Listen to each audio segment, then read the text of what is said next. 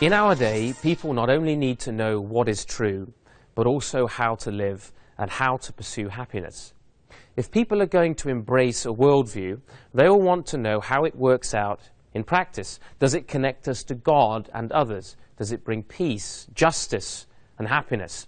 Does this truth change the lives of those who embrace the faith? Can I experience this vision of truth in God myself? Augustine helps answer these questions through the insights of his autobiography, Confessions. For Augustine, Christ is the wisdom of God become human. He brings virtue, truth, and happiness in and through himself.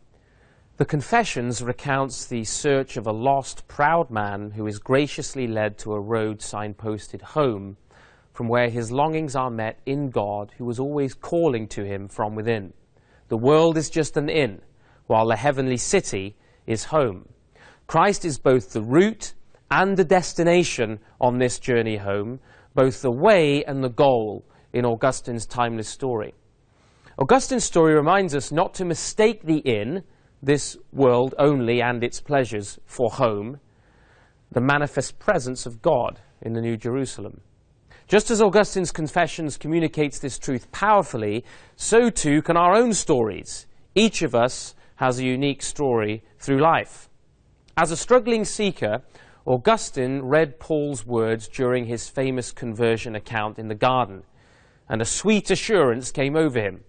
The authenticity of his account comes through and touches the heart in Confessions, Book 8. Certain passages function as hinges, points around which the focus of the whole book turns. One such passage is found in Book 10. Late it was that I loved you, beauty so ancient and so new. Late I loved you, and look, you were within me, and I was outside. And there I sought for you, and in my ugliness I plunged into the beauties that you have made.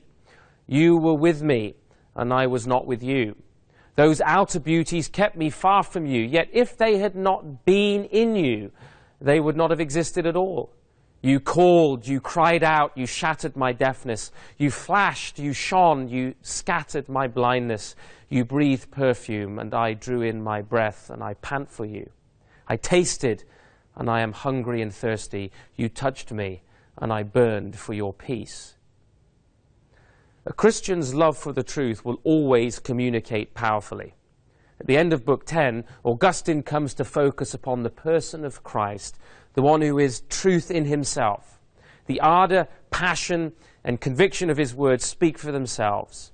How greatly you have loved us, good Father, who didst not spare thine only Son, but deliverest him up for us ungodly. Otherwise I should despair, for many and great are my infirmities. Many they are and great, but your medicine has more power still.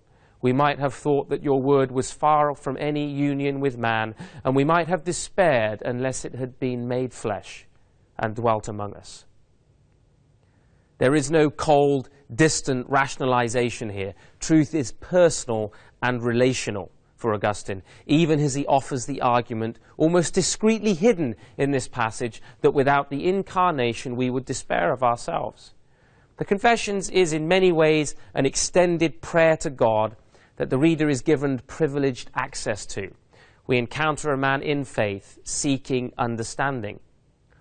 When we communicate the Christian message with personal faith, conviction, and passion, as Augustine did, we will be far more persuasive than if we resort simply to cold argument.